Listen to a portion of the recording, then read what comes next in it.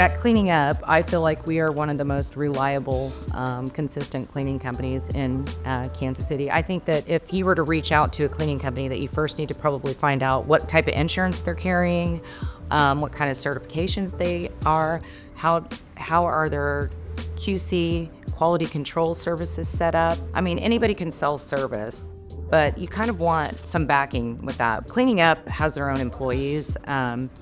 The owners are involved in the day-to-day operations. I think that's a big deal. We're really big on building partnerships. We want to learn about our clients, and when we sign a contract, we are in a thorough process of understanding how that company and that building operates, from the receptionist to where the patients are being housed. We want to know exactly how it operates. It's a trust factor. You have to go in there and you can sell your business all day long, but you have to be able to prove it.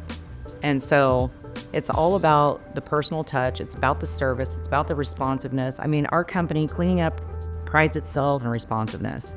We are responsive. We take care of our clients. We want to take care of the problem. We want to offer a solution.